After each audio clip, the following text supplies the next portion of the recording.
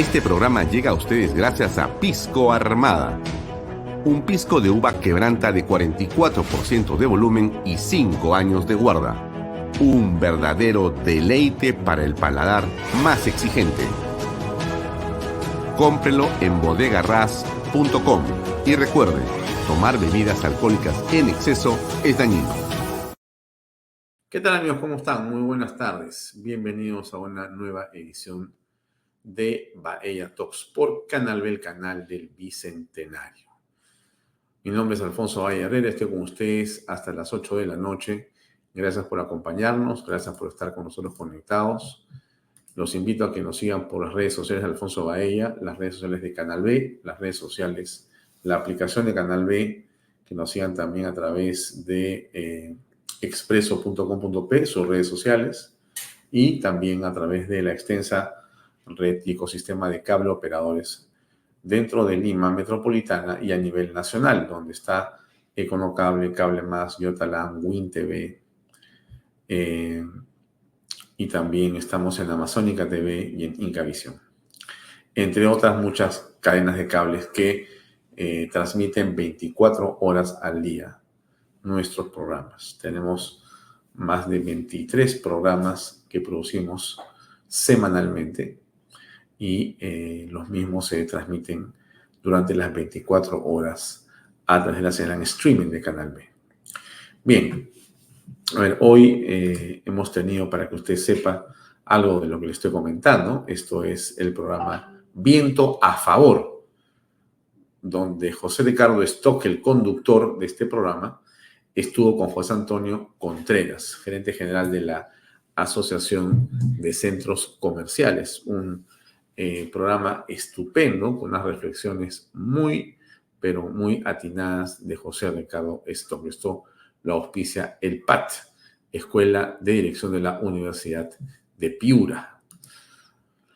También hemos tenido el programa En Nombre de la Ley, bajo la conducción de Oriel Balega y Verónica Valenzuela, que estuvo como invitado a Lucas Gersi para hablar de oficiales de igualdad, análisis e inconstitucionalidad de quiénes son estos oficiales de igualdad. Es un tema muy importante que ha aparecido en diversos estamentos, que el Estado está promoviendo estos oficiales de igualdad. ¿Qué significa realmente? Bueno, mírelo usted en los archivos de En Nombre de la Ley, donde ya está el programa y también está en las redes sociales para que usted lo pueda apreciar. Estuvo también con nosotros el día de hoy Fernando Sillonis con su noticia del día, donde habló de la política retrógrada y mafiosa de los hospitales regionales. Bueno, este es un mal tremendo. Ya hemos hablado con usted, señora, señor, de los casos que Sillonis ha contado in extenso aquí. Son innumerables y son interminables en realidad. Todo lo que pasa en realidad ocurre de una manera vergonzosa, ¿no? Cuando a algunos hospitales en provincias se les trata de colocar la tecnología tan sencilla como simplemente la de poder tener el registro de los médicos cuando ingresan a una hora y cuando se entregan las citas electrónicas a las personas y pacientes, y estos pueden hacer su cola y tener una predictibilidad para ser atendidos. Bueno, esta tecnología, que es la más elemental y sencilla que hay para muchos médicos, es sinónimo de una afrenta, de un desafío, de un insulto, y hacen huelgas y paros y demás. Bueno, a todo esto se enfrenta o se ha enfrentado Sillonis muchas veces y lo cuenta siempre, y es algo que lamentablemente no se ha resuelto, ¿no? También hemos tenido a José Luis Gil con su columna Inteligencia para la Acción, organismos grises y organismos amarillos. En fin, muchas cosas que comentar. Qué pasa con el Colegio de Periodistas, qué cosa es lo que se ha infiltrado, qué está ocurriendo, cómo se pone el pare a las cosas. Bueno, José Luis Gil ha dicho su palabra en su programa el día de hoy, que usted debería ver. Y para terminar con los programas que tenemos en Canal B el día de hoy, ha estado también, no todos, porque vienen todavía otros que les voy a comentar, Óscar Becerra, que estuvo invitado hace unas horas con nosotros, pero que ha tenido su video columna para hablar de qué hacer sobre los Rolex, ¿no? Los Rolex, el programa del señor Becerra se llama meritocracia, que es el pilar principal de su pensamiento y su acción política, la meritocracia. Y él hace referencia a lo que está ocurriendo en la coyuntura, ¿no? ¿Qué hacer sobre los Rolex de la señora Dina Boluarte? Nosotros vamos a conversar con Lucas Gersi también, vamos a conversar con él, más invitado de Vaya Talks el día de hoy. Vamos a hablar de la coyuntura política, ¿no? Varios temas que tocar con él, muy interesante, estoy seguro.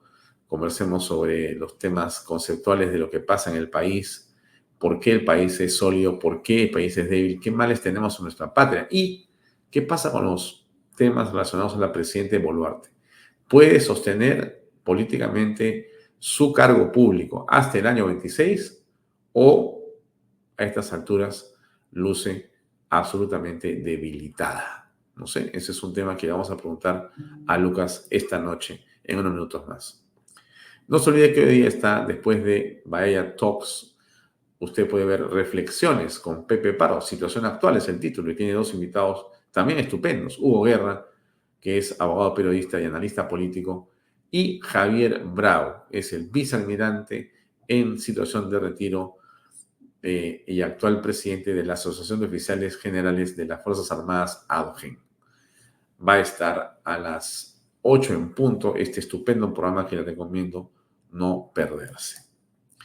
Bueno, a ver, empecemos a hablar por aquí, ¿correcto? Yo sé que hay muchos temas que conversar, pero déjenme entrar por este lado. El Congreso ha decidido esperar 2 semanas más para debatir el retiro. Yo creo que este asunto, sinceramente, me parece que ya va siendo una especie de absurdo, ¿no? Déjenme llamarlo de esa manera. Mi idea, mi pensamiento, mi percepción es que estamos frente a un hecho en extremo ya ridículo a estas alturas. Yo creo que no se puede tratar a una persona como si fuera un niño irresponsable o tonto que no sabe qué hacer con su propio dinero. Y eso de que no te entrego tu AFP porque tú la vas a malgastar y que solo y gracias a mí, que soy la AFP, vas a poder vivir dignamente dentro de 10, 20, 30, 40 años, sinceramente es una cosa ya inverosímil en estas alturas.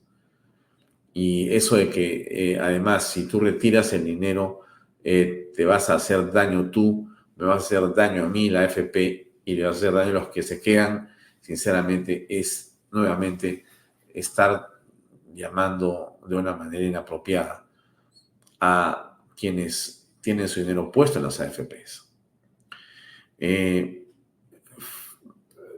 La libertad es el hecho esencial en la vida de las personas. Y un sistema que no promueve la libertad es absolutamente contraproducente.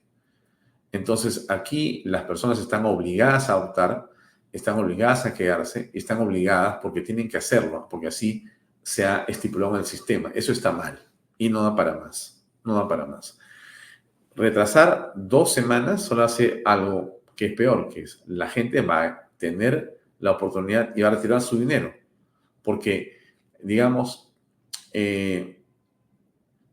lo que se está retrasando es la posibilidad que haya una votación en el Congreso para que se autorice a que la gente saque su plata. No quiere decir que la gente va a sacar su plata, pero la gente puede sacar su plata. ¿Qué cosa dicen, y he escuchado yo en algunas organizaciones financieras o bancos? Han dicho, bueno, que se apuren porque seguramente mucha de esa plata la van a meter al sistema otra vez pagando deudas. Pues, obviamente, pues. Habrá gente que se la querrá gastar. Bueno, también tienen derecho. ¿O de quién es la plata? Entonces, alguien me va a decir, no es así, estás hablando como Pepe Luna. Bueno, miren, en este caso ya las etiquetas sinceramente a mí me resbalan, ¿no? Y yo creo que lo que importa aquí es seguir pensando en aquello que es fundamental, ¿no? La libertad es la esencia de la vida en sociedad. Y si creemos que la libertad es buena para ciertas cosas y no para otras, entonces, sinceramente, creo que estamos siendo poco coherentes. Así que dejo ahí esa reflexión. Creo que el asunto de las AFPs ya no debería de continuar retrasándose más. Este asunto del puerto de Chancay Lo comenzamos ayer con el congresista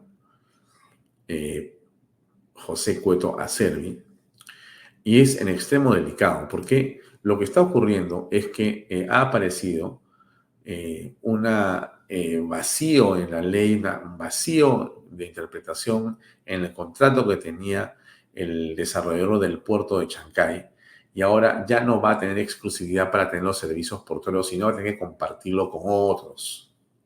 Y eso lo que está generando es una bulla tremenda, porque lo que dicen es que los bancos que han hecho un flujo de retorno de inversión con esa exclusividad, ahora, cuando las reglas pretenden cambiar, aún no habiendo terminado ni siquiera la primera parte de la inversión y ya están cambiando las reglas, hace sinceramente que esa inversión se ponga en riesgo, se ponga en duda y que correría peligro el propio puerto de Chancay, ¿no?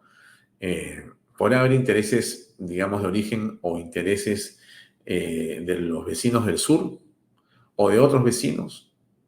¿Quién está interesado en que ese puerto de Chancay no avance, no camine, se caiga? ¿Quién se beneficia si es que no se produce la inversión completa? Si se desdibuja, si se relativiza, si se detiene o si se ponen trabas como la que estamos viendo ahora. ¿Quién se beneficia? Que habría que pensar también en eso, ¿no es cierto? Bueno, lo dejo ahí, pero es un asunto en extremo grave. Los clips de esa entrevista están circulando en redes sociales hace rato. Y pasamos a este tema en extremo complicado. ¿Por qué? Porque la señora Boluarte, a ver, dentro de todo lo que ha ocurrido aquí, la señora Boluarte, creo que producto de su, digamos, inexperiencia política, producto de su incapacidad política, en fin, tantas cosas que podríamos decir sobre la señora Boluarte, el hecho objetivo es de que ella, en este caso, comete errores garrafales desde el principio. Y el oscurantismo, la poca transparencia y la lentitud para responder ha generado una hecatombe política al interno del gobierno.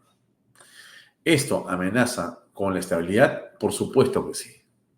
¿Esto puede ser suficiente para que caiga la señora Boluarte? Miren, en el Perú todo puede pasar, también podría suceder eso. ¿Esto es bueno o es malo? En fin, mire, yo creo que no va a sumar, pero hay cosas que no se pueden permitir. Y la señora Boluarte, con estas, digamos, silencios, simplemente deja muy poco chance para que su credibilidad pueda sostenerse y menos recuperarse, ¿no? Yo creo que existe de parte de la mayoría de peruanos una duda razonable y creciente sobre si la señora Boluarte dice o no la verdad con respecto de este tema y por lo tanto de otros temas también. Entonces, si ella ya tenía, creo que un 10% de aceptación a su gestión, hoy debe estar como por el 5% o muy cerca del 4%. ¿Por qué? Porque la manera como se manejan los temas son influyentes en la opinión pública. Y la forma como la señora Boluarte ha manejado este tema es absolutamente contraproducente. Terrible, terrible, terrible. Entonces, ¿qué cosa fue lo que dijo el fiscal de la Nación ayer? A ver, escuche usted, ¿eh? Porque ha ampliado, ¿no? Ya no son relojes, ahora son relojes. A ver, ¿qué es lo que es ahora? Déjenme mirar bien. Son relojes. Son pulsera Cartier de $56.000. Son 432.000 soles de desbalance. Es $500,000 en joyas y 1.1 millones de depósitos del Club Apurímac, más los relojes. O sea, en fin, este asunto hasta ahora va siendo así de explosivo, ¿no? Pero escuchemos al fiscal para que no haya dudas sobre lo que le estoy diciendo. Adelante. Primero, mediante una disposición número 3, es que se amplía el marco fáctico de la imputación en contra de la señora presidenta, ya no solo por los 3 relojes Rolex, sino además se comprende dentro de la imputación las observaciones que se tienen respecto de sus declaraciones juradas, donde aparece un incremento de más de 432.000 soles, que habría sido un incremento en el plazo de 2 años.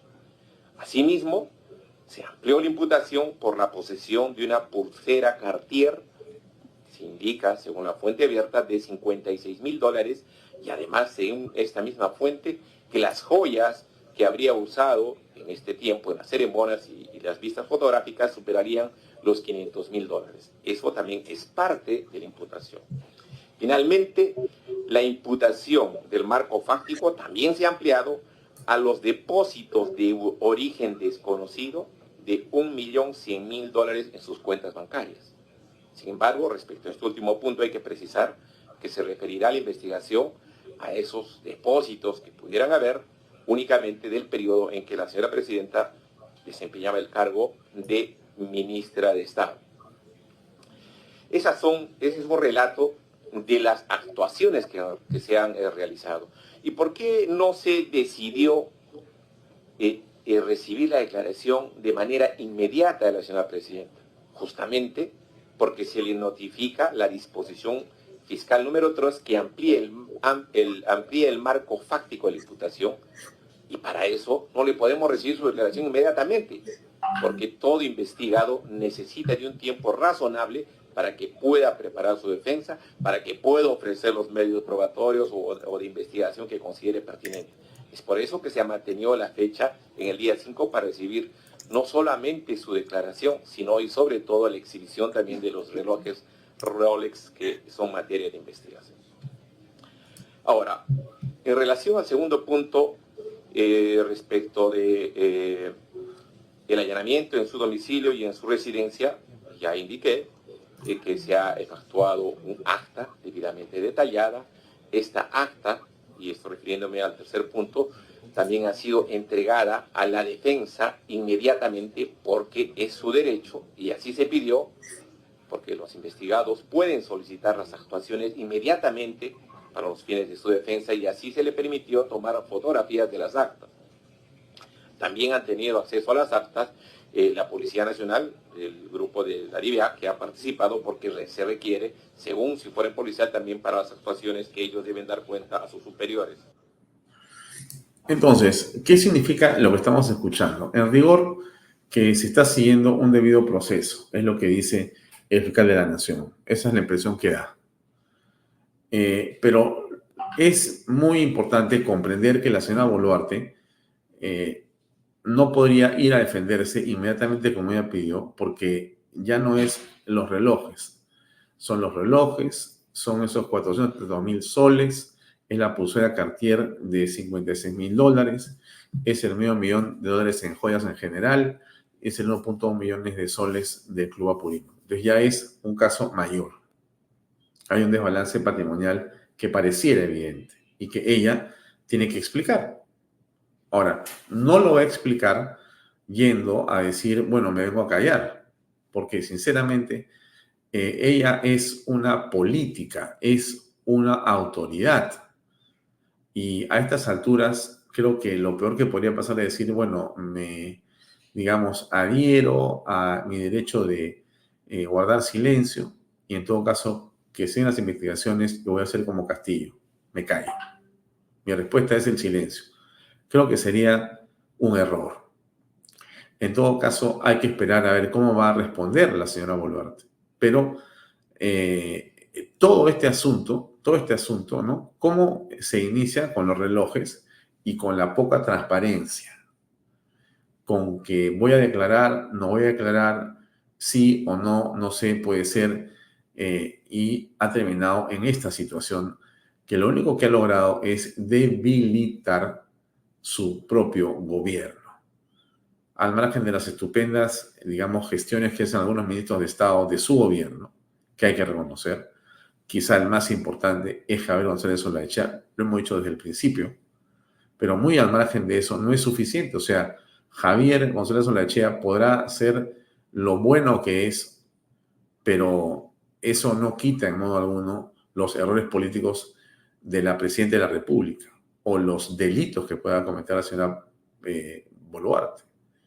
En buena hora que está Javier ahí para que por lo menos la Cancillería mantenga una línea de ecuanimidad, de profesionalismo en función de lo que es el país, ya no la presidenta, sino el país, porque él es canciller además de todo del Perú.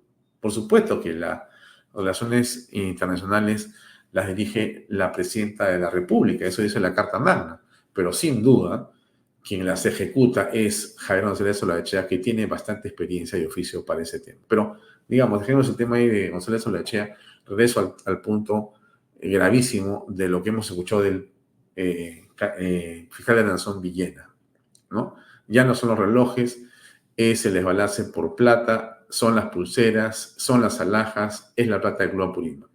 El tema ha crecido.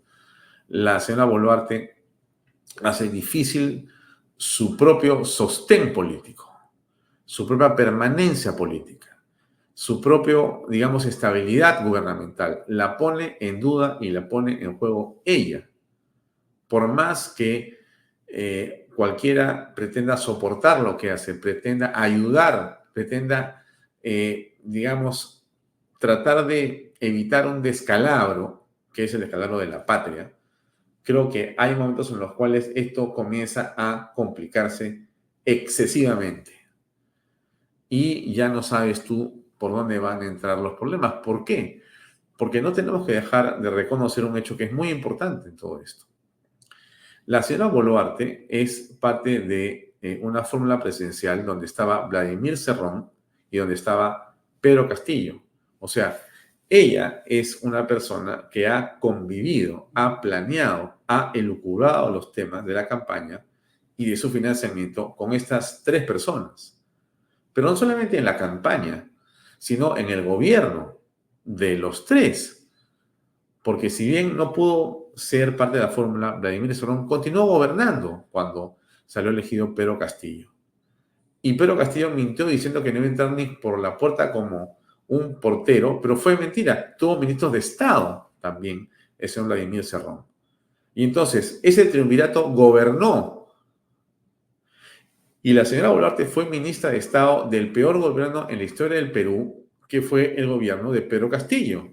Y fue una ministra de Estado silente y más bien prendida del aplauso y el discurso fácil, diciendo que ella no se iba y si se iba, Castillo se iba a ella y que su libertad era prueba de piedra y lodo. ¿Y cuántas veces salió al extranjero cuando fue ministra y cuando era vicepresidenta y salió, como por ejemplo se fue a Davos, a hacer el ridículo hablando peste del empresariado peruano y las minerías en el Perú? Cosa que después ha revertido completamente en su discurso. O sea, imagínense ustedes, esta persona, Dina Boluarte, es la que ahora tiene estos desbalances complicadísimos de entender y de comprender, donde además no existe explicación sobre el tema, que es lo peor. Entonces, insisto, más allá del eje del mal a que se refiere el congresista Cueto, con respecto a la forma como se hace el escándalo, el escarnio, más allá de cómo eso beneficia a posiciones y posturas políticas determinadas, donde están los rojos, los menos rojos, los caviares y demás. Más allá de eso, ¿no es cierto? El hecho objetivo es que Dina Boluarte está seriamente cuestionada en los temas de integridad y en los temas morales y éticos. Es una persona que en este momento no merece la confianza y no merece la credibilidad. Y esto ha ocurrido no por un enemigo político, no por un adversario, ha ocurrido por ella misma, por sus propios errores, por sus propios dichos y por sus propios hechos. Y eso, amigos, tenemos que tenerlo claro y es fundamental comprenderlo. Porque si bien es cierto, existe un deseo enfermizo de la izquierda caviar y demás de derribar al régimen para ellos ver cómo en ese desorden absoluto logran crear condiciones para cambiar la constitución, para poder hacerse del gobierno, para mantener las consultorías y demás, que es lo que están buscando y queriendo, cómo quieren manejar y seguir manejando el sistema judicial. Lo cierto es que con Dina Boluarte no hay mucho que se pueda hacer. O sea, ella misma se ha puesto en una situación de una fragilidad absoluta. Absoluta. Bien, lo dejo ahí por un minuto. quiero escuchar un poco a Carlos Álvarez, ¿no? Dicho sea de paso, antes de pasar a Carlos Álvarez, el escándalo Boluarte, como dice González Izquierdo, puede frenar la recuperación económica, pero por supuesto que sí, pero claro que sí. Estamos empezando a complicarnos en extremo. La credibilidad arrastra al país por completo. Lo que hace, como dice González Olaechea, el Perú resiste. Claro que resistimos. Hemos resistido barbaridad y media en la historia, pero es que no debería ser así. La inestabilidad ministerial afecta confianza empresarial. Los gremios expresan preocupación cuando salen varios ministros que algunos eran buenos. ¿Cuál? El caso de Matthews. Matthews era un excelente ministro. Nadie sabe por qué lo cambiaron. Y bueno, este asunto de Colchado que van a estar buscando una investigación y demás, ya veremos qué cosa es lo que ocurre. ¿Qué fue lo que pasó con Carlos Álvarez? Él sacó un video donde... A ver, pero mejor escuchémoslo al propio Carlos, por favor. Ahí va, un par de minutos. Para todos ustedes. Solo quería comunicarles que desde hace un día y medio en el que colgué el video Dina en su laberinto, pero la salvarán, he venido recibiendo todo tipo de amenazas con la única finalidad de que levante ese video. Muy pocas veces me ha pasado que con tanta insistencia e intermediarios me piden que levante este video. Dice que mi vida puede acabar, que no llegaré a festejar mis 41 años. Otros me recuerdan a mi madre muerta, entre otras bajezas. Señores, solo quiero decirles que no sacaré ningún video, que lo que yo digo es lo que siento. Y siento que ustedes están robándole hace mucho al Perú. Siento que el video de los Rolex va a quedar en nada. Y seguramente dirán que todos los Rolex son falsos, que son copias, que son réplicas, como ya lo adelantaron hace unos días algunos ministros. Qué coincidencia, ¿no? Y no pasará absolutamente nada, porque todos se ayudarán para llegar al 2026 sin perder sus beneficios. Sé, según lo que me han dicho, que pagarán a mis enemigos para que me destruyan en las redes y en los medios. No es novedad. Dice que así me cuida igual me van a matar. Bueno pues, si me matan ya saben que fue por este video, el cual no voy a levantar. Y nadie me va a callar en criticar la maldita delincuencia. Nadie me callará cuando pido que se saquen a los malos extranjeros del Perú. Nadie me va a callar cuando digo que muchos políticos son delincuentes. Nadie me va a callar cuando digo que las ONG son un negocio. Nadie me va a callar cuando digo que en este país el delincuente tiene más beneficios que la víctima. Nadie me va a callar cuando digo que un grupete de personas lideradas por Pedro Castillo se burló de los niños con cáncer. Nadie me va a callar cuando digo que los congresistas se olvidaron de investigar qué pasó esa tarde de burlas para los niños que ya fallecieron. Qué indolentes. Nadie me va a callar en decir que el Poder Judicial está muy mal y que muchos delincuentes pagan por su libertad. Nadie me va a callar si sigo diciendo que tenemos un ministerio público que sigue soltando criminales para que sigan matando a más peruanos. ¿Quieren atacarme? Háganlo. Pero saben, toda la maldad que le están haciendo al Perú, algún día la pagarán. Así que ya saben, si me pasa algo, tengo bien claro de dónde viene todo esto. Y ustedes ya lo saben también. Bueno, creo que es claro, ¿no es cierto? Por decir lo que piensa, por plantear los temas con claridad, un personaje que es un imitador de la política, que da su opinión como cualquiera de nosotros, es amenazado. ¿Por qué? ¿Cuál es el problema con Álvarez? ¿Por qué no puede hablar en libertad? ¿Quién se asusta o quién se preocupa de su opinión? ¿Por qué lo andan persiguiendo en las redes sociales? ¿Por qué lo quieren prácticamente eliminar? ¿No? Lo dejo ahí, amigos. Vamos de frente con la entrevista de una vez con Lucas Gersi, que está con nosotros para conversar sobre la coyuntura política y demás. Adelante, por favor.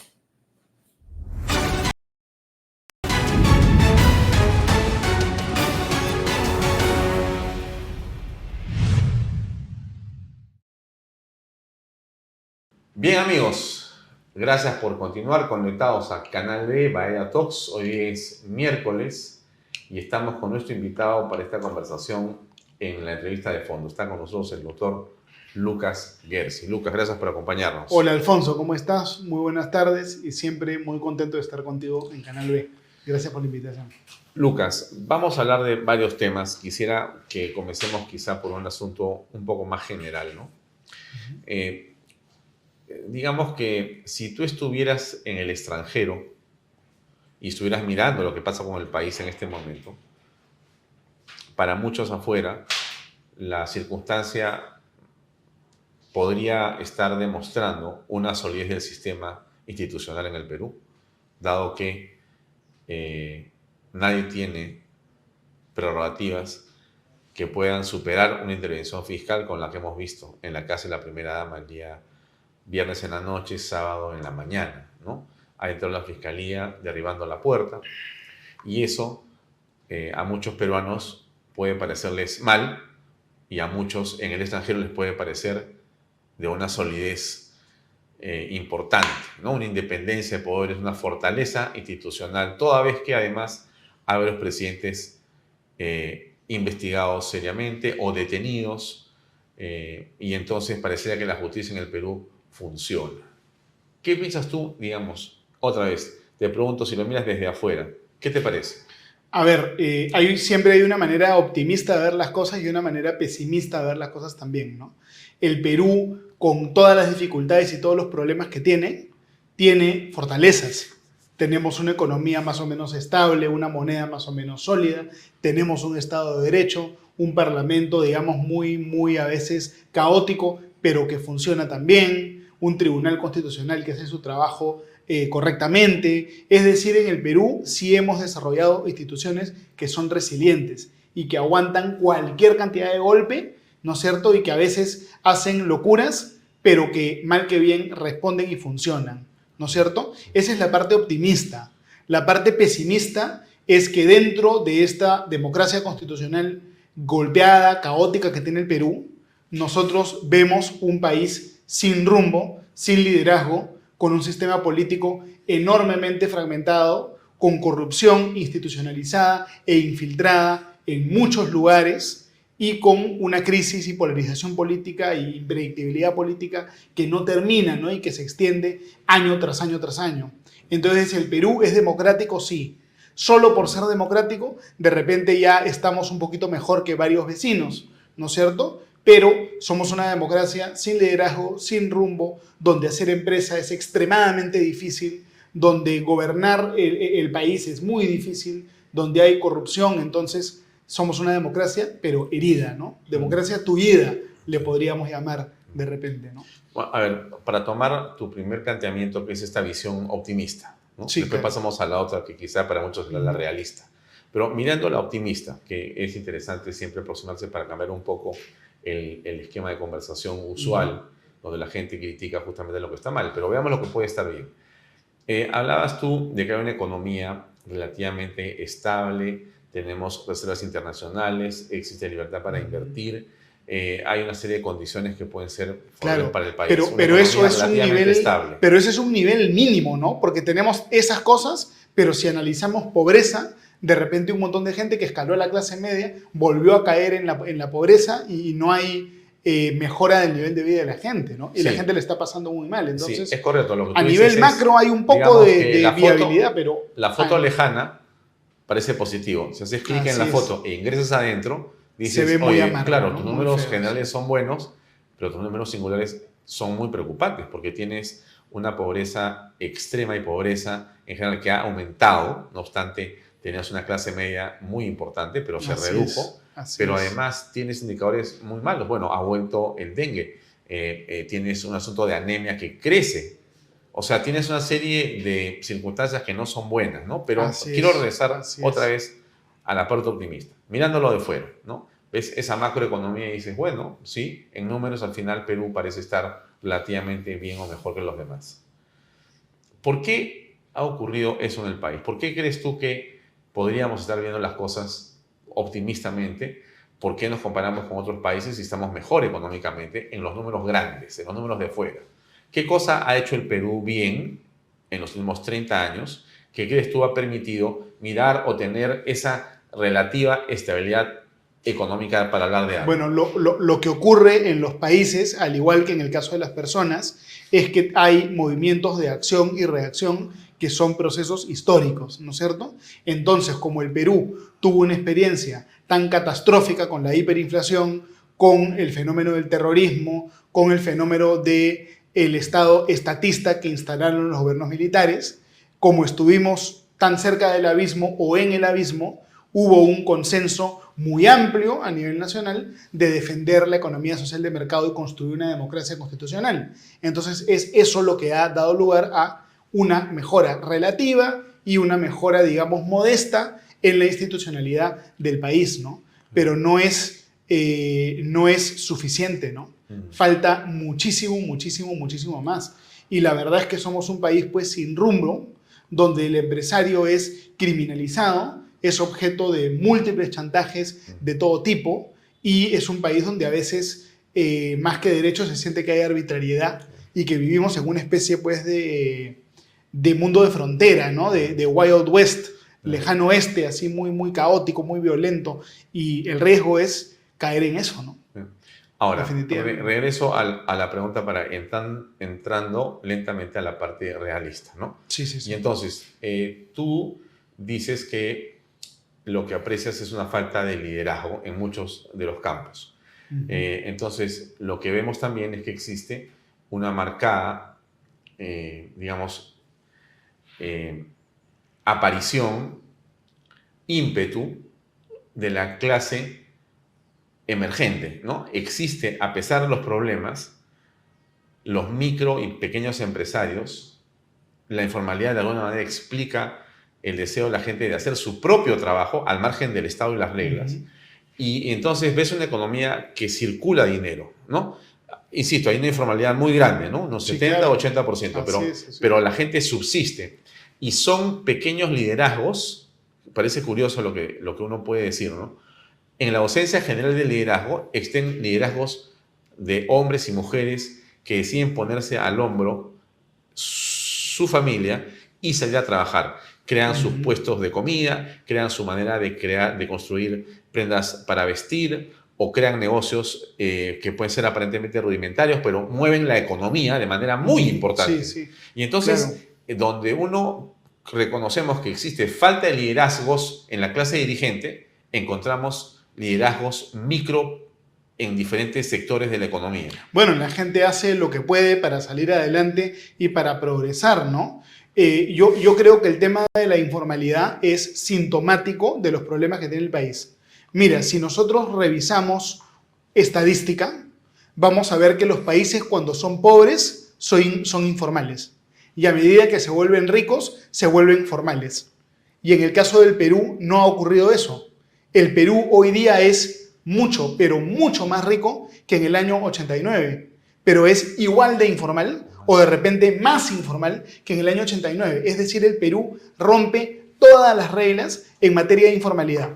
Todos los países en el mundo se enriquecen y va bajando la informalidad. En el Perú nos enriquecemos y la informalidad se mantiene o sube. ¿Por qué ha ocurrido eso? Y yo creo que es un problema, es un fenómeno. Es un fenómeno que tiene que ver con el marco legal, ¿no es cierto? La gente, el common law, digamos, el cliché, ¿no? Lo que siempre se repetía, el cliché era, no, en el Perú hay mucha informalidad porque somos pobres.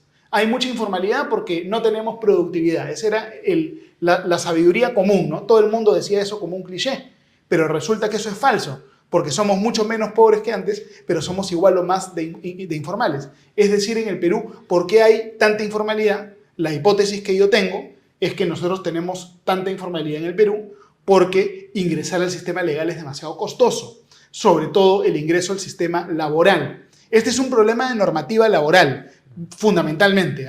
Ni siquiera tributario, es laboral. Perú es uno de los pocos países en el mundo donde el trabajador despedido puede hacer un juicio para regresar a su puesto de trabajo. La OIT te dice, no tiene que haber eso de regresar al puesto de trabajo, basta que tú lo compenses. Pero en el Perú tú contratas un trabajador, lo despides y lo reemplazas con otro, y el trabajador original te mete juicio y regresa. Hay estabilidad laboral absoluta. Y como consecuencia de eso, es que tenemos casi de manera universal empleo informal, ¿no? Y luego a eso se suma de repente el sistema de AFPs que está mal concebido, tenemos el CTS, tenemos 30 días pagados de vacaciones, es decir, un sistema laboral que sobreprotege al 20% y excluye al 80%. Y ese es, hay que decirlo, ¿ah? Si no tenemos el coraje de hacer reformas en esto, vamos a seguir teniendo 80% o más de informalidad para siempre. Porque la legislación laboral está sobre-regulando lo que pasa con ese 15% de, Así es. digamos, empleos que son formales, pero Que- para el que- 85% así no es, pasa así es. nada, estás Que- desguarecido por completo. Totalmente, que habría que revisar de ese 15% que está dentro. Yo te aseguro que un porcentaje muy importante, son los trabajadores del Estado, ¿no es cierto? También. Quizá la mitad. Quizá la mitad, habría que ver el dato específico, pero tenemos un sistema que no llega a nadie, ¿no? Yo escucho a la gente discutiendo sobre el retiro de las AFPs, ¿no? Sí. Y este tema del retiro de las AFPs, que a mí me parece muy bien, dicho sea de paso, no deja de ser una discusión, para ponerme un poco irónico, pequeño burguesa, ¿no? Esto es de la clase media urbana, ¿no? Del 20% privilegiado. Del que tuvo ¿no? la suerte de poder tener un pago de planilla Así es. a que le descuentes el porcentaje que fue a tu Exactamente. FP por 5, 6, 7 o 10 Así años, es, eso que es. en realidad es, no sé, pues de cada 10, uno o y medio. Exacto. En realidad, Es la clase media urbana, es una discusión burguesa, de pues, ¿no? cafetín burgués, ¿no? Sí, sí. La mayor parte de peruanos nunca vieron un sistema de pensiones, ni de salud, ni nada, porque están fuera de la formalidad, ¿no? Regreso. Tú decías, en el Perú, entonces, el sistema laboral es una de las razones o de las condiciones que hace que esta informalidad esté como está. Así ¿Qué es. pasa en Estados Unidos? Bueno, a ver, el detalle habría que verlo, pero en el mundo anglosajón Generalmente, es... por lo general. En el O sea, mundo anglosajón esto es mucho más flexible. La contratación es libre, el despido también es libre y no existe esta situación de yo hacer juicio para regresar a mi puesto de trabajo, ¿no? A ver, este tema que yo estoy diciendo de estabilidad laboral, de hecho, no lo impuso el Congreso, ¿ah? Sino que lo impuso el Tribunal Constitucional en una sentencia muy famosa o infame que se emitió, si mal no recuerdo, en el año 2001 o 2002. Porque el gobierno de Fujimori eliminó la estabilidad laboral y cuando eso fue eliminado, de hecho, empezó a caer la informalidad. Y luego el Tribunal Constitucional reinstaló la estabilidad laboral y la informalidad subió de nuevo, ¿no? Yo creo que ese es el factor principal, ya. ¿no? ¿Y esto podría revertirse? Solo lo puede revertir el Tribunal Constitucional. Cuando yo trabajé ahí, en el Tribunal Constitucional, habían dos magistrados que tenían la idea de revertir este tema, que era el magistrado Ferrero Costa y el magistrado José Luis Sardón, ¿no? Ajá. Habían dos que estaban en contra de la estabilidad laboral. En el pleno actual no hay ninguno, ¿no? Todos están a favor de que haya estabilidad laboral. Ahora, Pero en el futuro el TC lo podría revertir, ¿no? Ahora, es una estabilidad laboral bien demagógica casi, ¿no? Es casi de café otra vez, porque ¿a quién le hace estabilidad laboral si nadie quiere establecer ese tipo de condición cuando trabajas? Y más bien la gente dice, es imposible que yo pueda hacer una empresa formalmente pensando en que voy a aceptar la estabilidad laboral, porque encima las condiciones económicas son tan complejas en el Perú, Sí, donde claro, tú sí, estás claro, avanzando con una inversión, hay un golpe de Estado, o viene esto o viene lo otro, y entonces, ¿qué haces tú amarrado con empleados? Te Totalmente, mueres. Claro. Es que a la gente le cuesta entender a veces la naturaleza contraintuitiva de las cosas, ¿no? La gente piensa que protegiendo estás en realidad protegiendo, cuando lo que ocurre es que protegiendo estás en el fondo desprotegiendo, ¿no? Estás Es atentando, entonces- estás yendo en contra Sí. del principio que realmente querías Así supuestamente...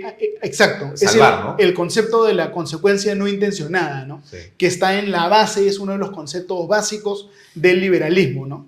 Hay una diferencia entre lo que tú quieres hacer y el efecto que de verdad produces, y a veces queriendo hacer el bien, Haces haces algo. algo que no está tan bien o al revés. Ahora, has tocado un tema que es muy importante, que es el tema de las AFPs. Correcto. Y tú dices, Correcto. en realidad es una discusión también otra vez de un pequeño grupo. Así es. Sin embargo, en el mundo de los medios pareciera que fuera una gran discusión, importante, trascendente, y más bien todos te dirían, pero no, si a la gente hay que protegerle el futuro, ¿no? Y estamos para eso, el sistema previsional debe protegerlo, ¿no? El Estado no lo puede hacer, lo debería hacer entonces el sistema privado de pensiones. Correcto. Y estos retiros son contraproducentes absolutamente porque son negativos, ¿no? ¿Por qué no aceptar eso y por qué no convencer a la gente que más bien siga Ya. o aumente inclusive el porcentaje de descuento para las AFPs y no esté sacando la plata? A ver, yo lo que pienso es que el sistema de AFPs de repente fue una buena idea en un comienzo, pero una buena idea que tuvo un desarrollo amargo. Cuando se creó el sistema de AFPs, la idea era hay que desmantelar el sistema público de pensiones que quiebra a los estados. Y el Perú estaba quebrado en gran medida por el sistema público de pensiones que, recordemos, tenía la cédula viva, el régimen 2530, pensiones que se indexaban con el aumento de las remuneraciones y el Estado estaba quebrado por ese motivo, no podía pagar esas pensiones, ¿no es cierto? Entonces la idea es buena, es muy inteligente la idea de que en vez de simplemente repartir dinero, tú aportas a un fondo que puede crecer. El problema es que el sistema de AFPs, pienso yo, se reguló de tal manera que no permitió el crecimiento de los fondos. Por ejemplo, la gente cuando invierte su plata para tener una pensión en Estados Unidos, invierte en índices. El más famoso de estos índices es el SP500. Si tú inviertes en el SP500, siempre vas a tener una buena rentabilidad. Es el Standard & Poor's. Standard & Poor's, claro. Las AFPs tienen prohibido invertir en índices. El gobierno las obliga a invertir la mitad de los fondos en Perú. Y en Perú no hay en qué invertir. Es decir, obliga, mira, hay trampitas ya en el sistema.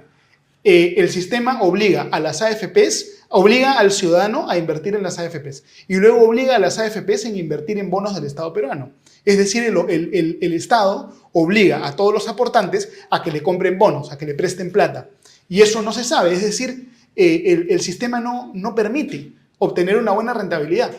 El sistema bien hecho debería permitir a las AFPs invertir fuera del Perú. El sistema bien hecho debería promover la libre competencia. No se permite que haya libre competencia porque todas las AFPs están obligadas a ofrecer productos casi iguales, casi estandarizados. Por consiguiente, no hay libre competencia. Antes había un montón de AFPs, creo que llegaron a ser 8 o 9 y creo que ahora con las justas quedan 4 o de repente hasta menos, ¿no? Sí. Entonces, es un sistema que ha evolucionado mal, ¿no? Entonces, ¿tú creerías que el futuro de las AFPs, como está planteado ahora, correría el riesgo de desaparecer pronto? O sea, si tú proyectas lo que está ocurriendo ahora con este retiro que va a ocurrir, sí, claro, y que me parece inminente que se realice, porque la gente, el argumento de que, mira, no saques la plata porque la gastas, no saques la plata porque... Ese es el paternalismo, ¿no? Sí, pero... Es tratar a un adulto como si fuera un niño. Los adultos... Pero como un niño irresponsable, ¿no? Como un niño irresponsable, cuando los adultos, padres de familia, gente trabajadora, sabe bien lo que tiene que hacer para proveer para su vejez, ¿no? Y además, tratando al adulto como un niño no estimulas la responsabilidad, sino lo contrario. Yo soy, por principio, un enemigo del paternalismo en todas sus formas, ¿no? Y el paternalismo hay que erradicarlo, hace mal a la sociedad, ¿no? Y entonces, en esa línea de pensamiento, ¿tú pensarías o creerías que el sistema como está en la actualidad no es sostenible? A ver, yo no he revisado los números, ¿no? Yo no sé si va a ser financieramente sostenible o no. Pero has oído que se han retirado cantidades importantes de dinero en los... Sí, creo que son por 5, supuesto, 6, claro. o 6 o 7, por 8 supuesto, retiros. Pero un sistema de pensiones que se supone que está al servicio del aportante y al servicio de los usuarios, que está aterrorizado porque los usuarios van a tener la opción de abandonarlos, es decir... No es la obligación, es la opción. Así es exacto, la opción. Es decir, si yo tengo que obligarte a que consumas lo que yo te estoy ofreciendo para existir, eso significa que no soy competitivo. Eso significa que estoy viviendo de una prebenda. Es lo mismo que una empresa, ¿no es cierto?, que solo tiene un monopolio legal y tiene miedo a que abran las importaciones. Es un mercado artificial. El mercado artificial tiene que desaparecer. Solo el mercado real, el mercado que puede triunfar en un régimen de libre competencia, es el que merece continuar y el que le aporta bienestar a los ciudadanos, ¿no? Entonces, si caen las AFPs, ¿qué va a pasar? Los peruanos no se van a morir de hambre en su vejez. Aparecerán otros mecanismos. De repente, por internet, en su celular, la gente aportará en el SP500 y tendrá una pensión mejor que la que da la AFP, ¿no? La gente no es irresponsable, no es tonta. Sí, pues, la gente en el Perú es inteligente. Y quizás las AFPs no habrían tenido el cuidado, la voluntad de enseñarle a las personas a justamente hacer sus inversiones. En lugar de estar buscando endilgarle una responsabilidad de si sacan el dinero te va a ir mal y también a nosotros, o sea, ¿no? Ya, en lugar de hacer eso, quizá han debido ser más, no sé, inteligentes en decirle, durante el tiempo que vas a ser parte de la AFP, yo te voy a enseñar además cómo invertir tu dinero. Sí, también, correcto. ¿no? Sí, correcto, claro. Y lo puedes sacar cuando Claro, quieras. así Yo lo es. manejo mejor que tú, Así es. pero si tú lo quieres manejar, Sí, también lo puedes hacer tú. Desde el punto de vista de la imagen, creo que no lo han manejado tampoco bien, ¿no? Cero. Porque querer obligar a la gente, digamos, es algo que te pone en contra de tu usuario, ¿no? Claro, la obligación es un... Y encima, a mí lo que me llama la atención es que prácticamente no existe en este momento, salvo algunas personas vinculadas a la banca que defiendan el sistema, ¿no? Creo que no es el congresista que está promoviendo esto, sino en cada vez más estratos escucho yo que hay que sacar el dinero, ¿no? Hay que sacar el dinero, ¿no? Tengo cosas más buenas que hacer con esa plata que dejarla ahí y yo no sé si la voy a usar alguna vez. Claramente es un sistema en el cual los peruanos no confían y ojo que eso no es necesariamente responsabilidad de los funcionarios actuales o anteriores de las AFPs, sino que también es responsabilidad de la Superintendencia de Bancas, Seguros y AFP y en general del Estado peruano, que no logró crear un sistema que le diera a los peruanos el resultado que buscaban. Porque la realidad es que mucha gente con el sistema de AFPs recibe pensiones miserables, ¿no? También es una realidad. Sí, pues. Y las rentabilidades no fueron las que la gente pensó que iba a tener, ¿no? Claro, se vendió muy mal el sistema, ¿no? Y creo que la AFP al final no supo explicar, porque no lo supo explicar, cuál era la ventaja absoluta, ¿no? Si no dieron algunas explicaciones, pero siempre ha habido algo de falta quizá de... Y se hizo una reforma en el gobierno de Ollantaytamala en el año 2012, que creo que finalmente fue también negativa, ¿no? Porque esa reforma le disminuyó más los elementos competitivos del sistema, quitándole al individuo, al ciudadano, la posibilidad de escoger su AFP y poniéndolo en una AFP por default, sin que el ciudadano pudiera escoger, ¿no? Sí. Entonces, este sistema es un sistema que huele a monopolización, huele a cartel, a imposición, dictadura. Y eso genera desconfianza. A la gente le gusta escoger. Si tú le quitas a la gente su derecho a escoger, pierdes su confianza, ¿no? Bien, entonces tenemos un país donde tenemos una gran informalidad, donde el sistema de FP podría ser cambiado radicalmente. Podría ser, sí. Pero, a ver, insisto en el Perú de los emprendedores, ¿no? A pesar de todo, la gente hace su trabajo, ¿no? Y se enfrenta al Estado, ¿no? El Estado es como un gran, digamos, competidor o un gran obstaculizador de tu felicidad, ¿no? Sí, porque sí, no, claro. Donde está el Estado dices, pucha, ¿cómo lo bypaseo, ¿no? Sí, digamos, los peruanos, la característica que creo que tenemos es que tenemos un cinismo saludable, ¿no? Hemos aprendido a ya no confiar y a rechazar un poco las figuras mesiánicas, ¿no? Y esa es una característica que diferencia al Perú de repente de otros países de América Latina. Pero, ojo, sí y no, porque a veces... Sí, no. Y a veces, ¿qué pasa? Lucas, me daría la impresión de que a veces solemos o creemos en los mesiánicos. Porque una votación sobre Pedro Castillo, abrumadora, como la que hemos visto, haciendo mucha gente que se sentía identificada con él racialmente o originariamente o como fuere que sea, al final de cuentas no había ninguna racionalidad sobre el éxito de ese gobierno, pero votaron por él. O sea, pensaron, no, él es un maestro, es un hombre pobre como yo, él me va a resolver el problema, casi mesiánico. O sea que es, digamos, es que hay también una diferencia, diría yo, gigantesca, descomunal entre el Perú urbano y el Perú rural, ¿no? Y entre el Perú de la costa y el Perú principalmente de la sierra. En realidad tenemos diferentes países con diferentes formas de pensar y yo creo que en el Perú la ideología más fuerte no es ni la derecha, ni la izquierda, ni el liberalismo, ni nada de eso, sino la ideología más fuerte es el anti-Lima. Si uno viaja por el Perú, el elemento constante. El antilimeñismo. Así es, claro, el antilimeñismo. El elemento constante, permanente, universal entre la gente de izquierda, de derecha y de todos los pelajes políticos es este rechazo hacia el centralismo de Lima y hacia la arrogancia de Lima, ¿no? Y ahí hay un problema bien grave que si no lo manejamos nos va a destartalar el Perú. Lo que nosotros hemos visto desde el punto de vista sociológico es la descomposición de una élite tecnocrática que trabajaba desde Lima y su reemplazo por una clase política que viene de las regiones, ¿no? Y ahí tenemos a figuras como Vladimir Cerrón, figuras como Martín Vizcarra y otras figuras similares que han venido apareciendo. Es decir, el reemplazo de una élite por otra, ¿no?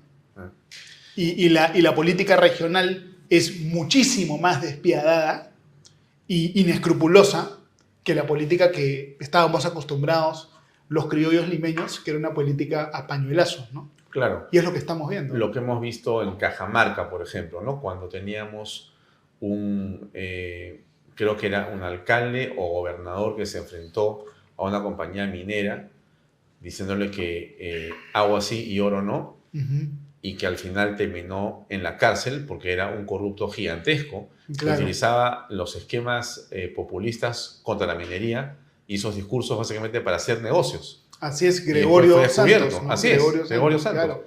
Y como él habrán muchos, ¿no? Porque hay en todo el Perú, se ha desarrollado un sector económico que con la excusa de repente de la defensa del medio ambiente o de los derechos indígenas acosan permanentemente a las empresas a cambio de sumas de dinero, ¿no?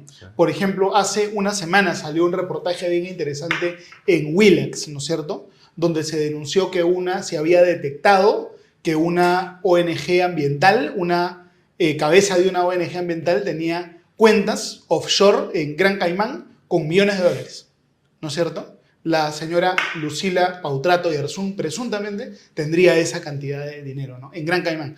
Entonces, como ella, ¿cuántos más habrán así, no? Es un negocio, ¿no? Finalmente. Bueno, las ONGs en el Perú son un negocio Sí, claro. que curiosamente casi no tiene control, ¿no? Así es.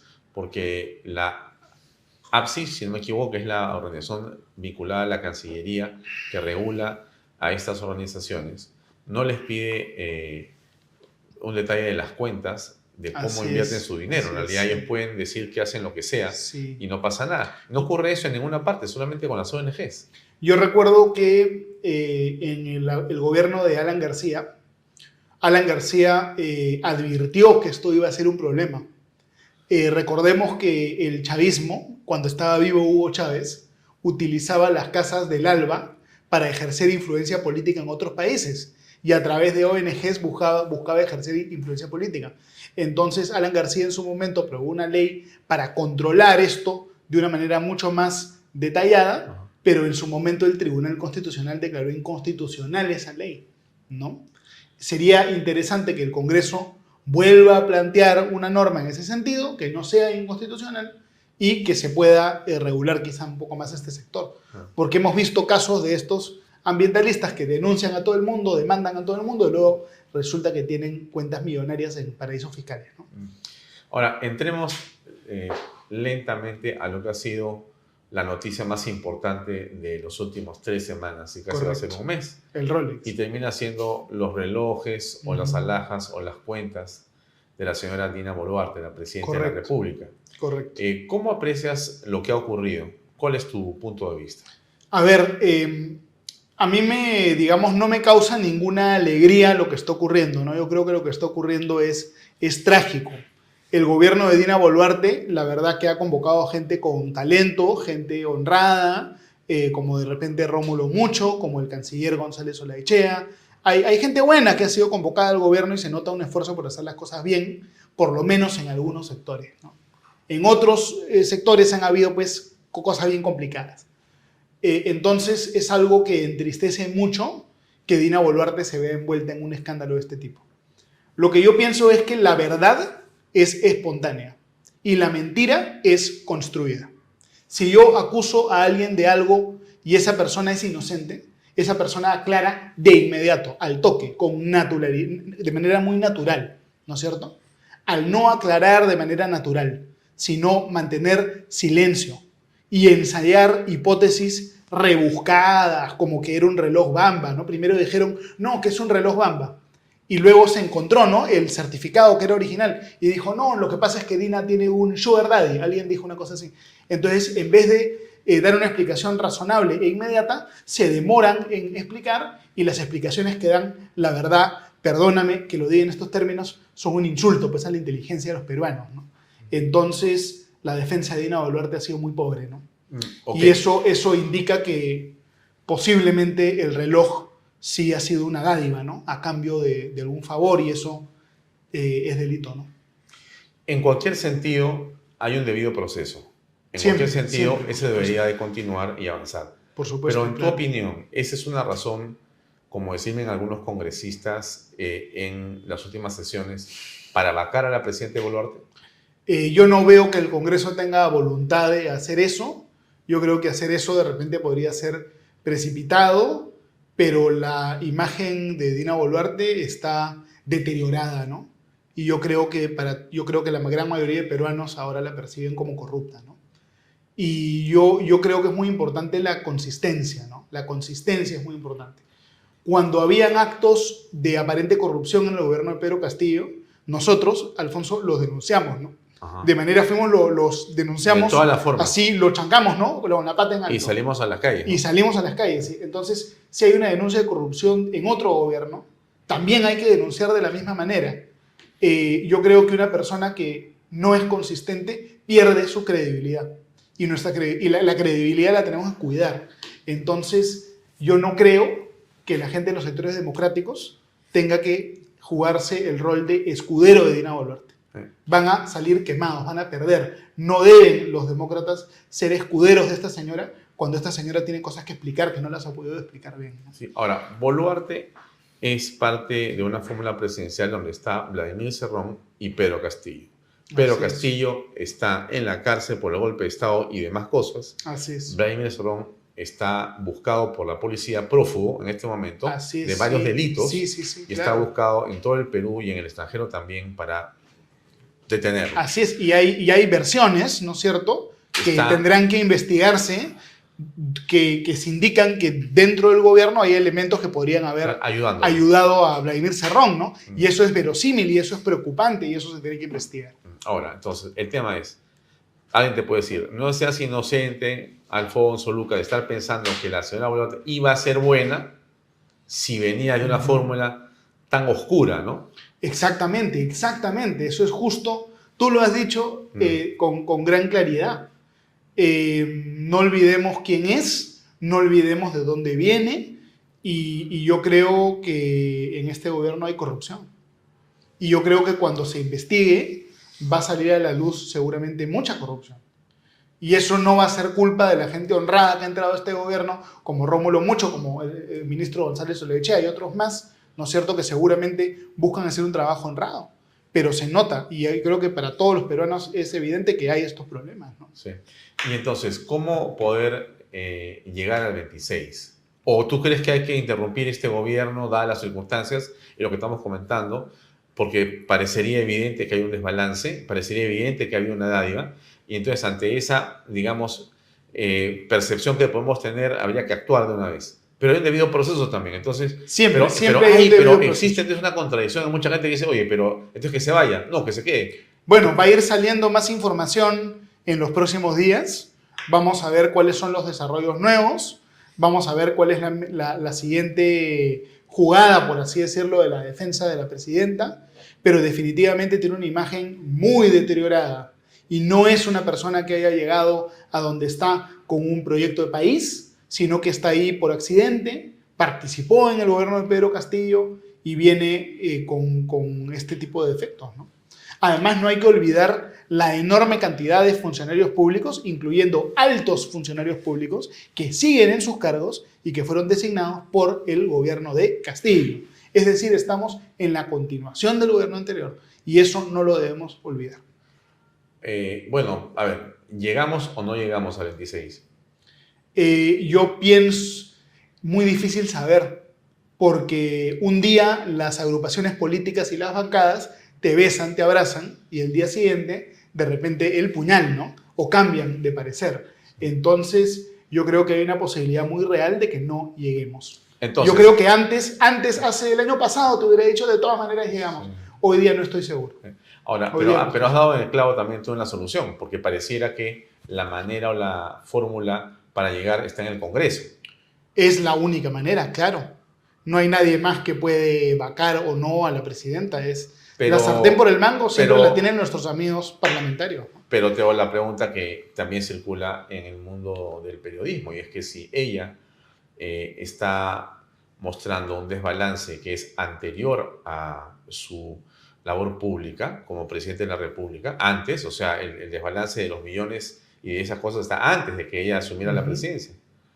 Ese delito que es antes tiene también que esperar a que sea solamente, relevada del cargo por el Congreso. No, ella como presidenta tiene una inmunidad que la protege frente a todo.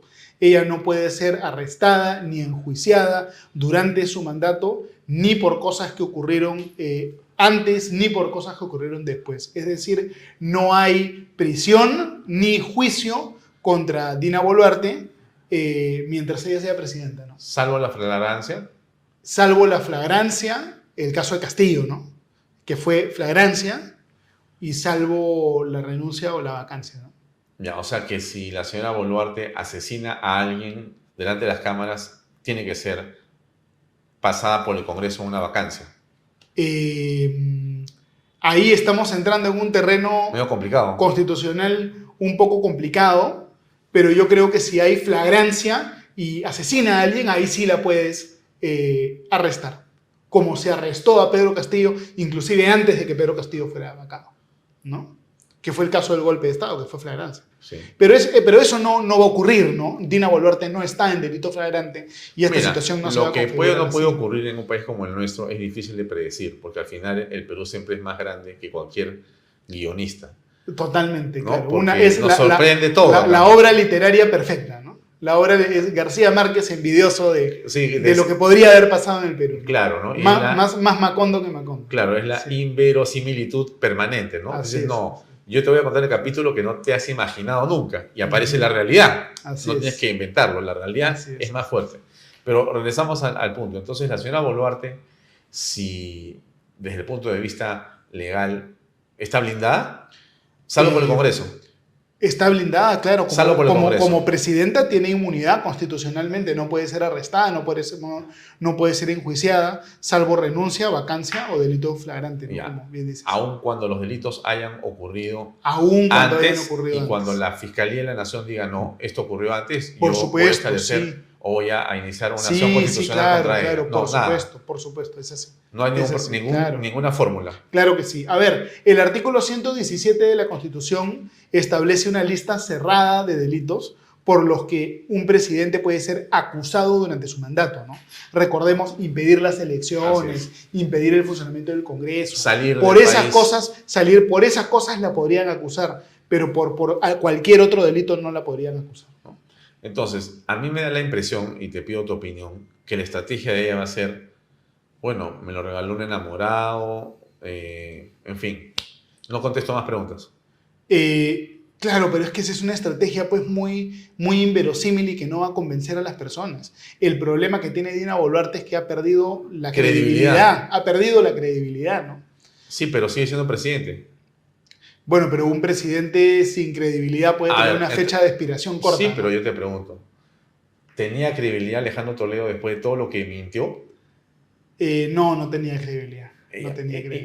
Y seguiríamos preguntándole a otros presidentes como Castillo, pero en el camino también había otros de que no teníamos en la mínima credibilidad en ellos. O sea, habían perdido por sus propios dichos y actos. Sí, es verdad. Pero en el caso de Alejandro Toledo nunca se produjo un bochorno de esta naturaleza durante su gobierno, ¿eh? Una situación así. No, pero te pregunto, ¿qué más bochornoso? ¿Un reloj sobre tu mano que no quieres conocer quién te lo dio? ¿O que tú niegas a tu hija? ¿Qué es peor? Fue antes. No, peor es lo primero. Peor es lo primero. Pero, perdóname, ¿el reloj o la hija? La hija es peor. Claro. Moralmente. Él negó la hija. Él negó la hija. Pero y la reconoció después. Pero había mentido ya.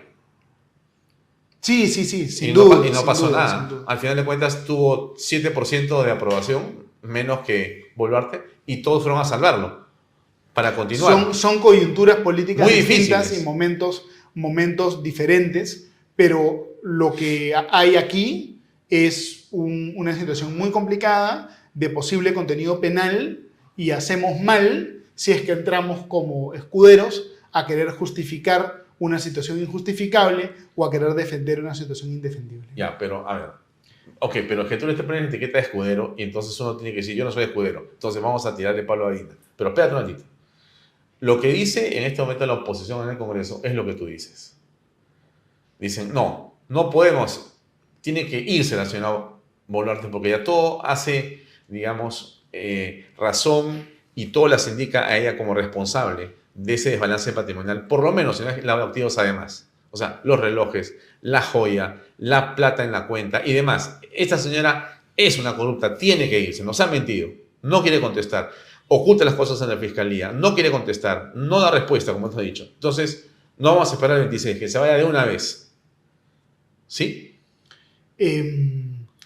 Digamos, la vacancia es una decisión que tiene que tomarse con mucho cuidado. Vamos a ver qué información adicional sale por parte del Ministerio Público, ¿no es cierto? ¿No es cierto, Alfonso? Tú eres en este momento asesor principal de una fuerza política determinante en el Congreso.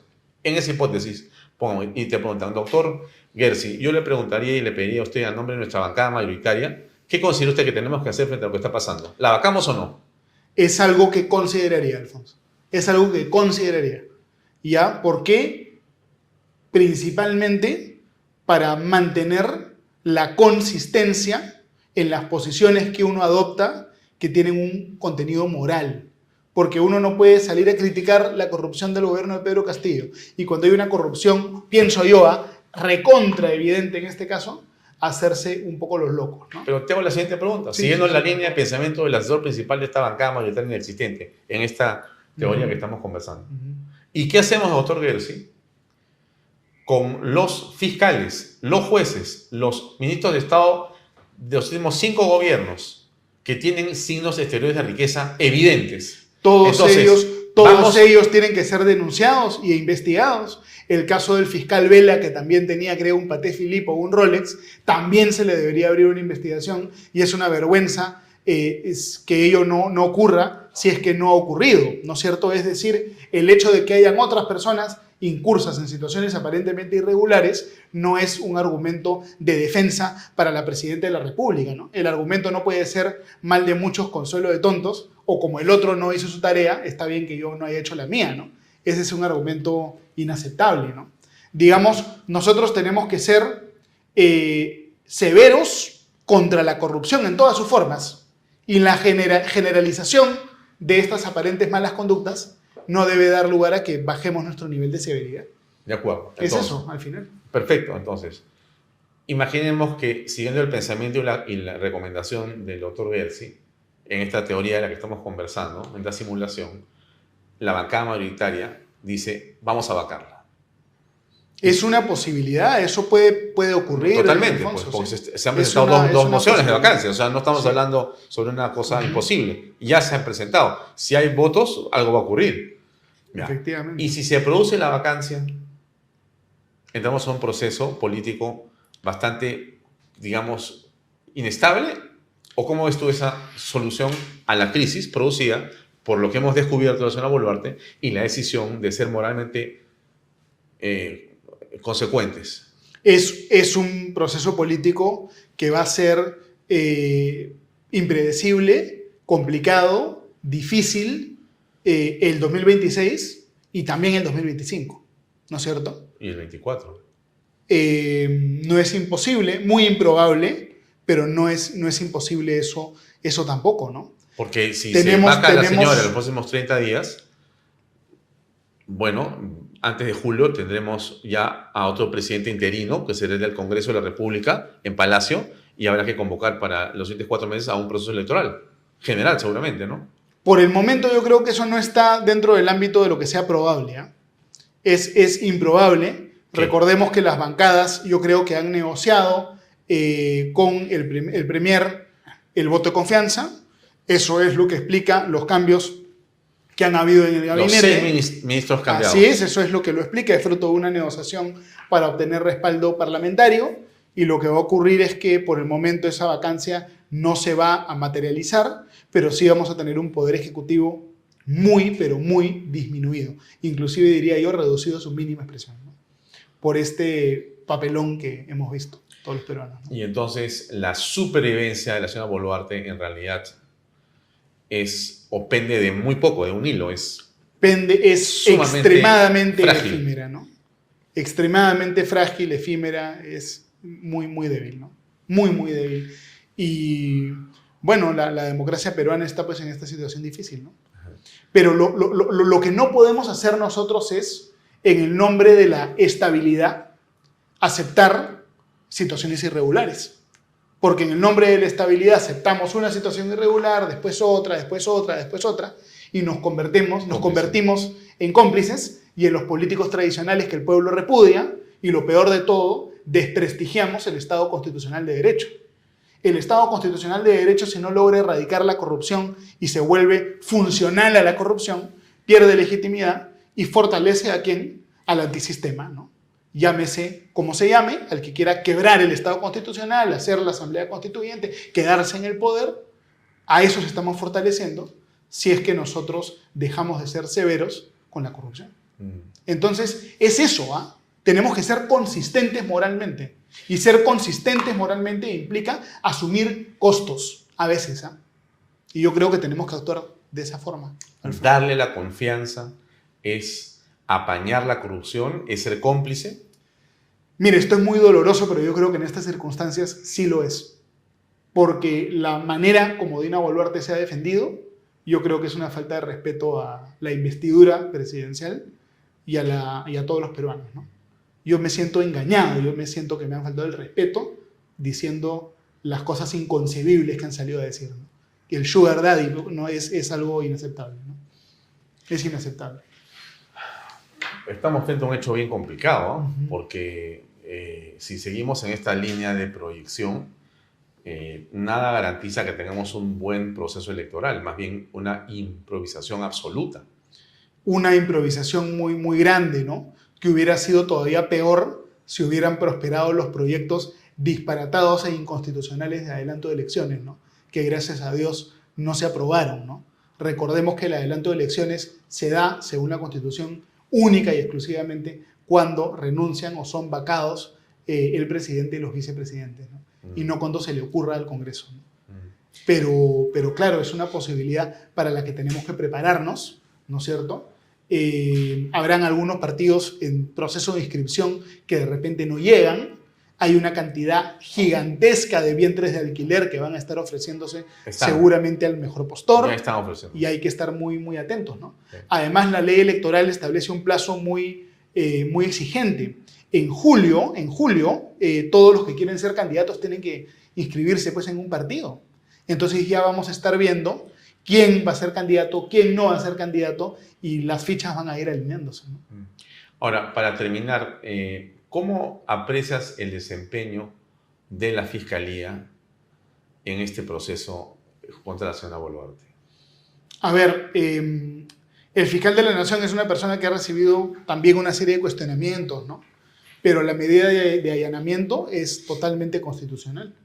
El presidente de la República puede ser investigado durante su mandato y eso supone la posibilidad de que se dicten diligencias de este tipo en su contra, ¿no?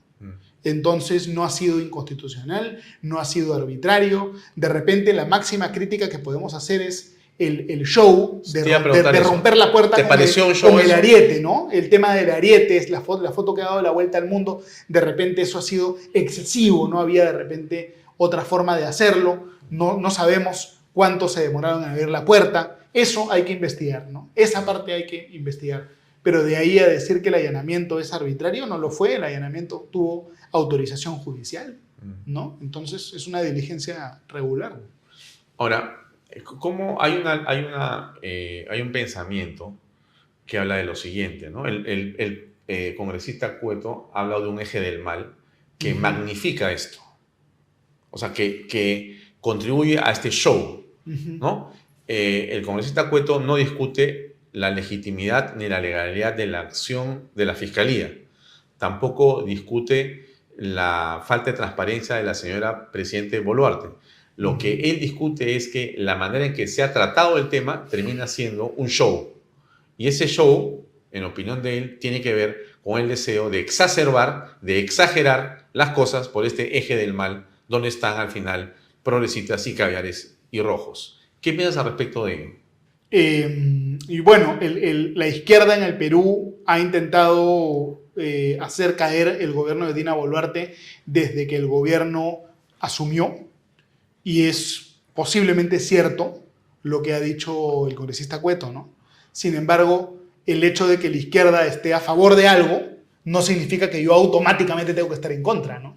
No es que yo veo lo que hacen ellos y automáticamente hago lo opuesto a lo que están haciendo ellos. Tenemos que evaluar los hechos, evaluar la evidencia, y sobre la base de eso es que uno toma una posición, ¿no es cierto? Entonces, no es que porque la izquierda extrema quiere que se vaya Dina Boluarte, yo tengo que salir a defenderla con mi espada y mi escudo, ¿no? Tampoco ese es el razonamiento. O sea, podrías terminar coincidiendo con la izquierda de los caviares. Eventualmente, claro. En ciertas cosas. Sí. No, digamos, yo rechazo absolutamente todo lo que la izquierda quiere para el país. Absolutamente, ¿ya? Pero coyunturalmente pueden haber coincidencias. Es la realidad. O sea, claro, tú dices, bueno, en principio no coincido, Es, pero excepcionalmente podría coincidir. Claro, pueden haber coincidencias circunstanciales, ¿no? Y así es la política, ¿no? Ya. Ahora, digamos, para elegir en las votaciones en el Congreso se ve que hay coincidencias circunstanciales en un montón de temas. sí. Entre las bancadas de izquierda y las de derecha. A ver, ¿qué piensas de esto, no? Los caviares, la izquierda, ganó el poder con Pedro Castillo. Ganó la fiscalía con la señora Zoraida Ábalos. Ganó la fiscalía con, perdón, la JNJ. Perdió el gobierno, perdió la fiscalía. Iba a perder la JNJ y la perdió porque tenían 2 miembros. Pero a Boluarte la van a sacar, a Benavides la mandaron suspendida 6 meses y a la JNJ salieron 2 y los han regresado. Claro, hay todo un conflicto que no es un conflicto transparente, sino que es un conflicto que se da en corredores, en pasadizos, en catacumbas, por el control del sistema de justicia.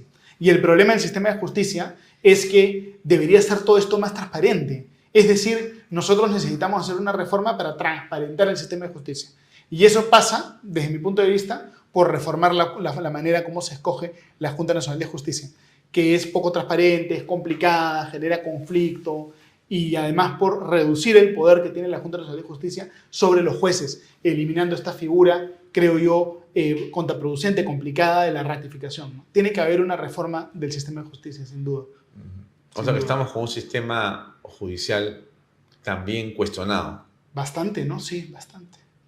Por más que hayan algunos jueces y fiscales honestos que hacen un trabajo heroico, ¿no? Seguramente en sus instituciones.